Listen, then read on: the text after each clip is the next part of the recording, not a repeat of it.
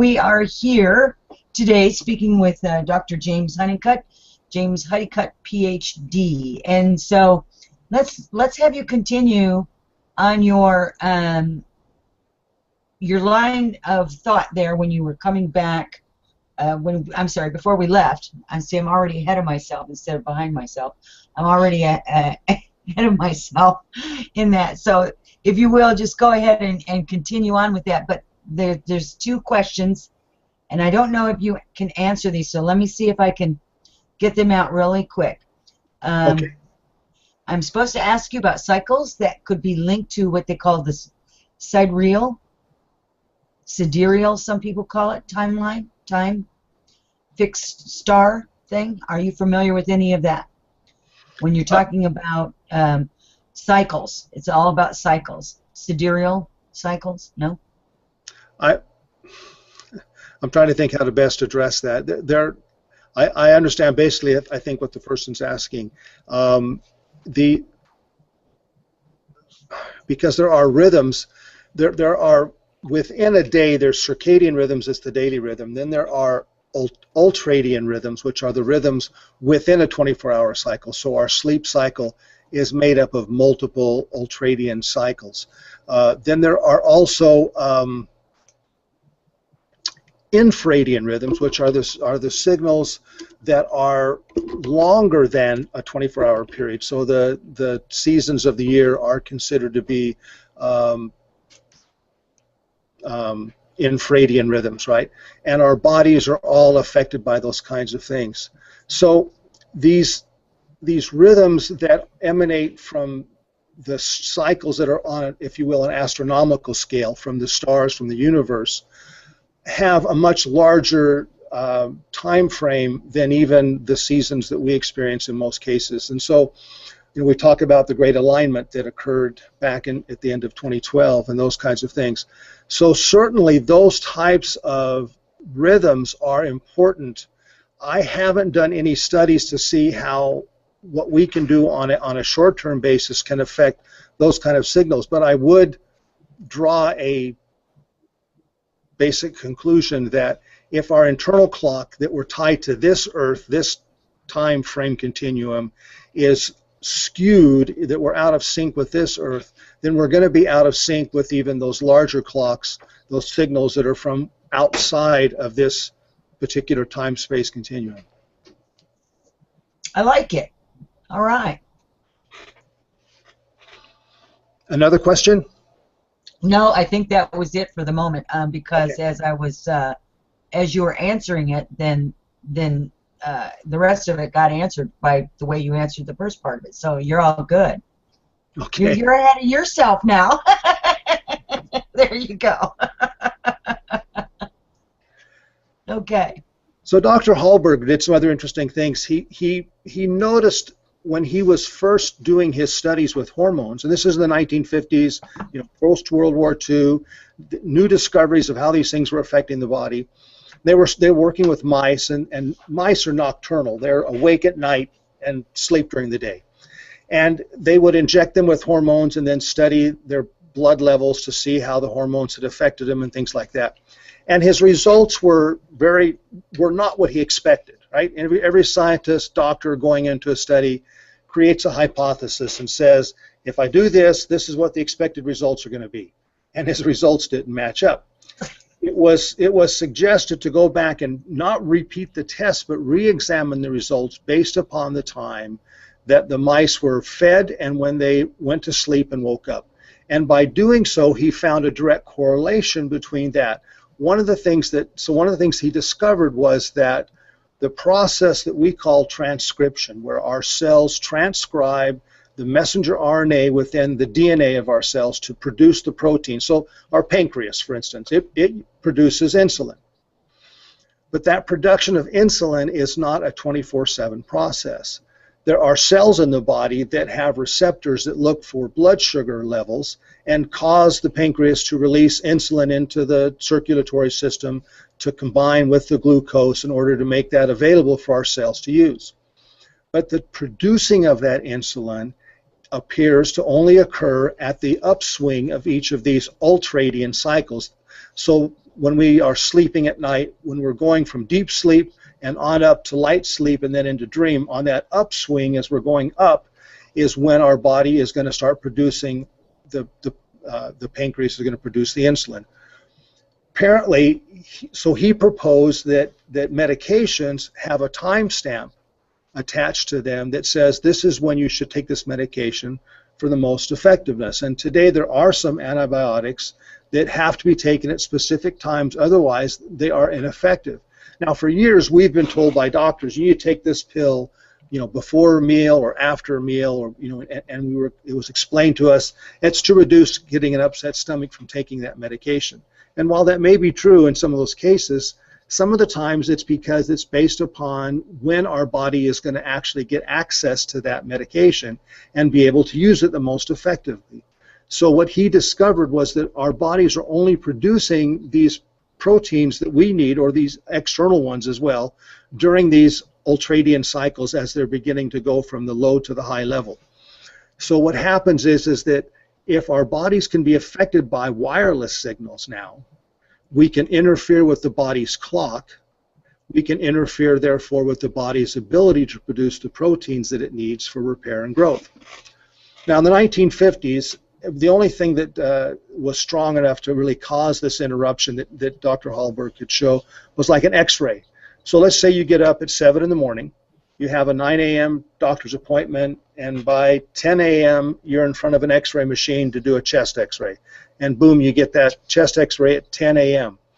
Well, the strength of that chest X-ray was enough to reset your circadian clock. And so your body thinks it just woke up. You just experienced 3 hours of jet lag. So at that night you go home and you have a hard time falling asleep because at 10 o'clock at night your body thinks it's just still 7 o'clock, and you just think you're anxious about the medical test and the X-rays, and that's what's causing you to stay awake. And within a few nights you get back on your normal schedule.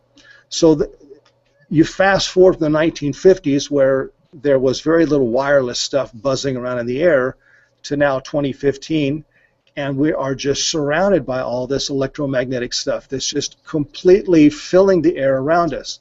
There are devices people have created that will literally capture that electromagnetic signals out of the air and can use it to charge a battery, or turn on an LED, a light-emitting diode. So this stuff is all around us, and it's having a direct effect upon us. It keeps interfering. So one of the things that I have like to say is that a cell phone may not directly cause cancer, but the cell phone signals could interfere with the body's ability to produce the proteins it needs to repair itself and fight off those naturally aberrant cells that occur during the division process. So the idea is that we want to be able to restore the body's clock. We want to be able to disrupt these other signals that are interfering with our body's clock and have a safe environment for us to be able to operate on a normal physiological schedule. Excuse me.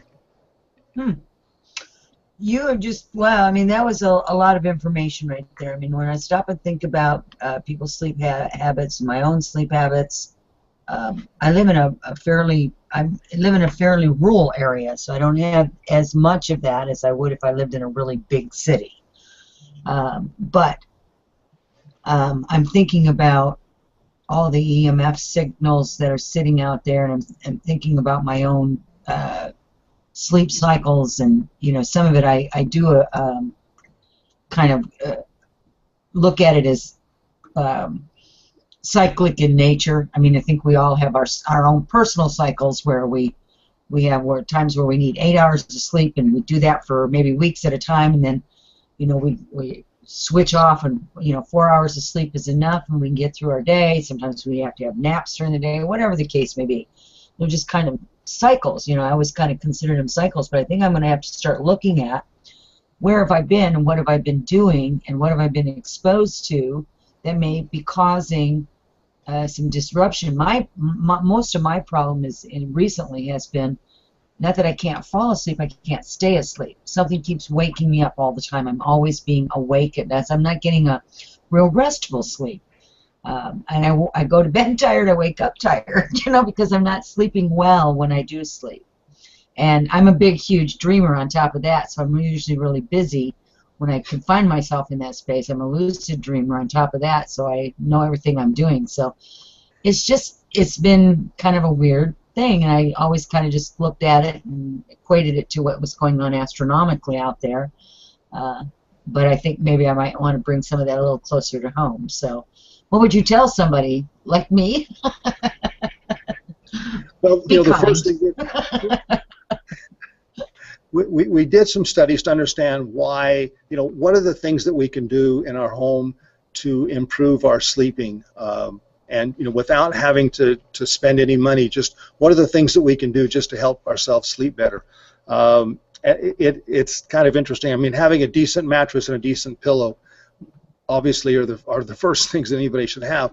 But what we learned was that the biggest issue that was causing people to have problems sleeping was their alarm clock.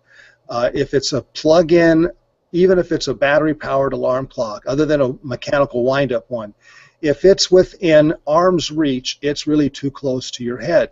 So we established a rule of thumb. Everything should be further away from your head than your thumb can reach, so that Okay, way. What if you don't have one? I don't have an alarm clock. I haven't slept with one in 15 years. Okay, so that was the first thing, was removing that out of the way. The other thing was then, when you're recharging any electronic devices, your cell phone, a tablet, whatever, that those also are as far away from your head as possible.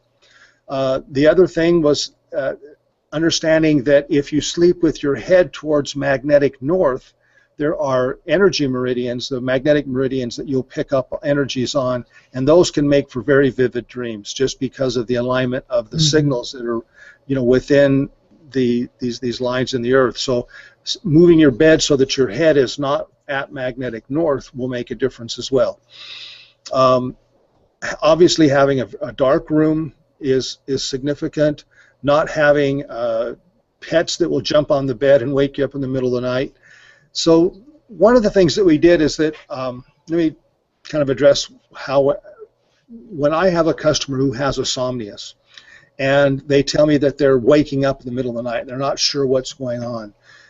2 of the sleep programs, Somnius has 8 different sleep programs, so they can have different profiles based upon what your needs are. But 2 of those sleep programs, I wrote them so that when it's producing these sleep cycle synchronizing signals to follow the circadian rhythms.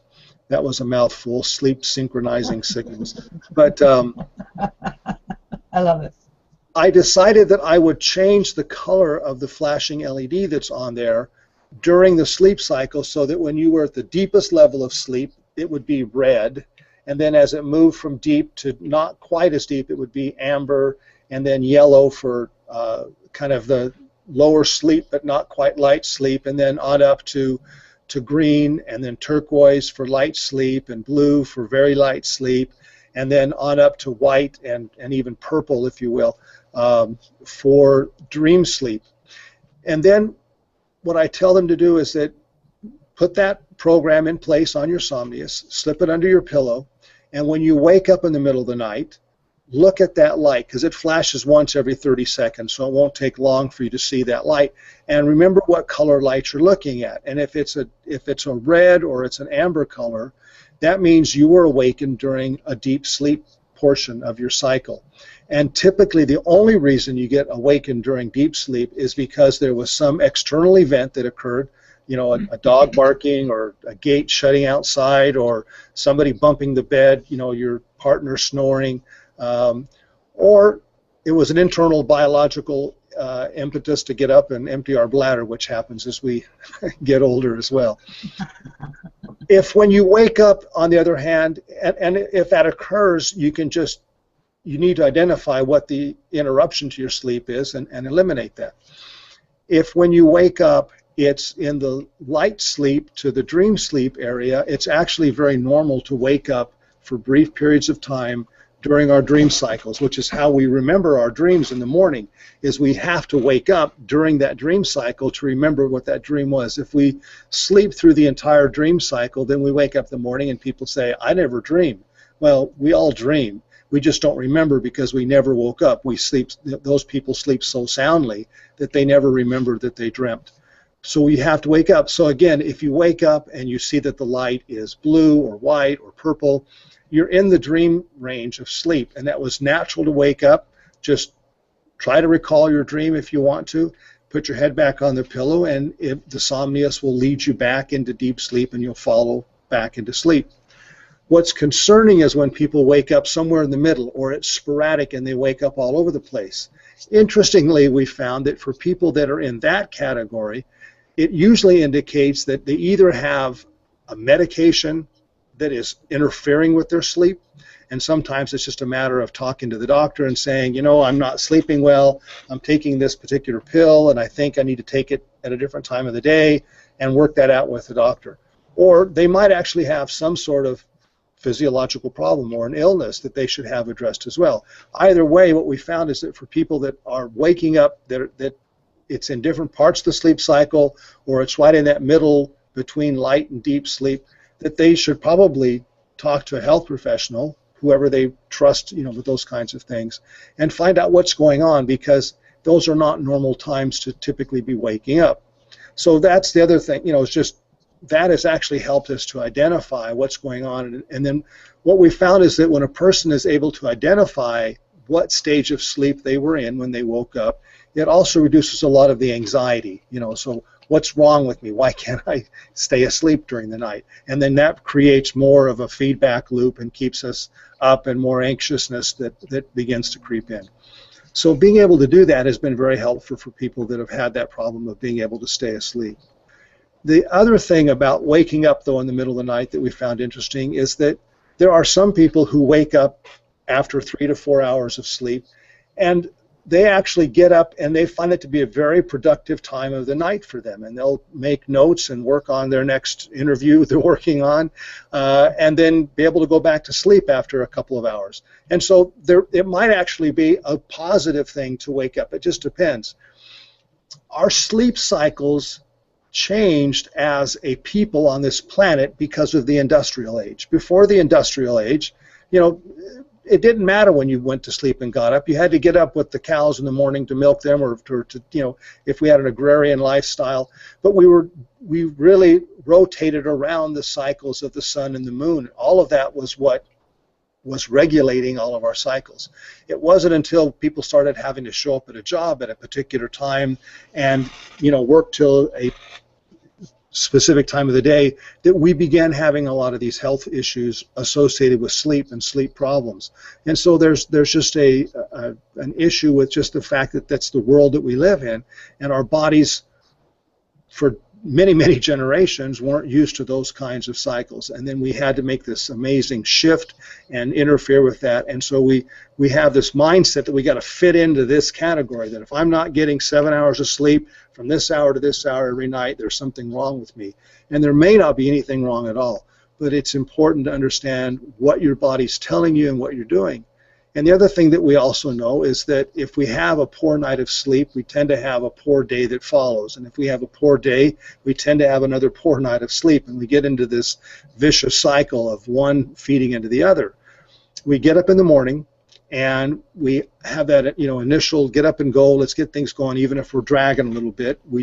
For some reason our energy pops up, but then we get that mid-morning slump and our energy slows down, and we grab another cup of coffee or a candy bar, something to boost our energy up to a level so that we can get through the rest of the day. And then we have lunch, and after lunch we want to take a little siesta, and we take this downtime, but we have work to do, we got things to get done, so we grab another, you know, shot of caffeine or something, or more sugar to put in our bodies, and we artificially start trying to raise our energy levels to meet these cycles. Well, those daily cycles are actually mirrors of our nighttime rhythms. So everybody's familiar with these, I say everybody, most of us familiar with these nighttime cycles of going from dream down to light and then to deep sleep and then coming back up, and we go through these cycles like about 5 or 6 times during the night, up and down like that. Well, during the day our bodies have similar cycles. At night, they're about 90 minutes in length, and during the day, they're about 3 hours in length. And so we get up at 7 a.m., and by 10 a.m., 3 hours later, our bodies are slowing down. And then we come back up, and then we eat lunch, and by 2 p.m. our bodies are trying to slow down again. We need to learn how to be in touch with our bodies, with our own internal rhythms, and plan our days around that so that we can understand how those cycles are working and affecting us. One of the things that I'm working on, and I I need more hours in a day for all of this, it seems like. For sure. But one of the things I realized that we needed is I'm writing a little program that you can run on your computer, and I'm doing it on a platform so it will work on PCs and Macs or Androids or iPhones, iPads, etc. It'll be just a little app that you can download. It'll be on our website when it's available. I'll let you know, and we'll get it out there for everybody. But it's a clock, but instead of being just an hour of the day clock, it will actually be a clock that's based on your circadian rhythm, your cycle, your ultradian rhythms, to help you identify during the day whether your body is at highs or lows. And you'll be able to set the time that you got up and when you ate your meals and create a kind of a profile for you so that you can identify what your body's trying to tell you during the day. So when you have to plan that intense conference call or meeting with your boss, you don't do it at a time when your ultradian rhythms are real low and you know you're going to be at a susceptible or vulnerable place. You can schedule that when you're going to be at a more powerful position with your own internal rhythm. I like that. I do. I want one of those. Okay, we got a question that came in, another one. Does caffeine also reset your clock? Caffeine doesn't reset the clock. It interferes with that internal cycle. So what it does is it levels out. It doesn't reset our circadian rhythm, but it can flatten out what we call the ultradian rhythm. So that cycle that you're experiencing, that 3-hour cycle during the day where you're going from the high to low, the natural, if you will, bell curve format, although think of it maybe upside down, you're gonna flatten that out, or if it's upside down, you're flattening it out, I should say, because you're trying to raise that energy back up to where it needs to be. The effect of that is that your nighttime cycles are then affected because the nighttime is going to mirror the daytime, and the following day will mirror the nighttime. So on the website, on NUTESLA.com, if you go to NUTESLA.com, there's a, can I share that on the screen right now? Absolutely, please do. Yep. Let's see if we can get everyone to see this. Bring this up here. And if you go to, on our page, NUTESLA, at the top there's the navigation bar, and this entry is called Science, and you come down and click on the first entry, which is circadian rhythms. On that page, I have explained a lot of what we've talked about, but there's this wonderful chart that shows the sleep cycles that occur during the night that are on the left-hand side here, and on the right-hand side are the daytime rhythms, the daytime cycles. Maybe kind of hard to read on that, but these cycles then, and these peaks and valleys on the right-hand side that occur during the daytime are actually a mirror that is expanded of what occurred during the night, and then the night is a mirror that's compressed of the daytime. It's flipped upside down from each other. And so when you take caffeine during the mid-morning slump, this area right here, can you see the mouse move perhaps here? Yeah, I can. Okay. So if you try to raise that up during a mid-morning or the afternoon, the post-lunchtime slump, and try to raise that up with caffeine, then you're going to end up also causing the cycle that on the other side of nighttime to not be quite as high, and you're going to end up not having as much time in the REM cycles that you need for your brain to recharge. We need both daytime and nighttime rhythms. We need them for several reasons. We need them. We need deep sleep because it's during the deep sleep cycles that our bodies, our muscles fully relax and everything can rest, and there's the most restoration and healing that occurs during that deep sleep. As we age, our circadian rhythms, our ultradian rhythms, I should actually say, tend to flatten out, and we don't get as much deep sleep as we ought to get. So our bodies begin to age more quickly because our muscles aren't fully relaxing, and we get tight, and we wake up tight and sore in the morning. Those higher cycles in sleep, the REM cycles, are critical for our mind to continue to grow and expand. I think a lot of the problems we have with dementia and Alzheimer's as we age are because we're not getting that dream sleep that we really need for that mental workout that needs to occur during the nighttime, as well as the mental workouts we need to have during the day. You know, what's interesting is we talk about that people who are mentally active are less likely to develop Alzheimer's or dementia because they're constantly working their brain, they're doing these mental workouts. So that same thing that we do during the day applies at night while we're sleeping as well. Well, I have to tell you, that was a wonderful answer. I think that he will, or she, I don't know if it was he or she, would enjoy the answer that you gave, and that was a really good presentation. By the way, that was very clear. And for those that are watching and those that will be watching this, you know, as afterwards, not the live show, they'll be able to see that really well, and then they can get a view of your website as well. We got just about 5 minutes. We're going to take another one of those short breaks coming up, James. So, what would you like to? Where would you like to go from here? What would you like to set up for the next hour? Because I mean, there's still so much to talk about. We talked about the somnius, obviously, because we were talking about sleep, but you also have a ton of other information, as well as products, as well as knowledge, just all kinds of good things that you can share. So maybe you'd like to kind of present to us what we may be hearing about after we come back from our short break in just a few minutes. That would be great. Yes, let's talk about smart meters. There's a lot of controversy about these smart power meters that are going in on homes literally all over the world now, and some of the concerns that are occurring with those, and what we should be aware of with regards to these smart meters, and some of the challenges. So we'll talk about that. I'd also like to talk, you know, a little bit about some of the things that's happening in the field of bioelectronics. This understanding of using electronics and biology and marrying the two and what's happening. There's actually pharmaceutical companies that are now making investments into electronics because they're beginning to realize that there is a market that they're going to lose out on if all they're doing is pushing pills. And they're beginning to understand that there are tremendous advances that are occurring. So we'll talk about some of the studies that have been done in that area and what's happening there as well. So there's lots of fun things that we can talk about. I'll talk about some more about some of the different products as we talk about smart meters and some of the bioelectronic things. And then I think for the last half hour we'll really focus on how consumers that are trying to make buying decisions about what to buy, what they need to look for in products when they're looking on the web, what kinds of questions to ask manufacturers. And so while we're out, I need to look and see if I can find. There's actually a few websites I found that are really helpful.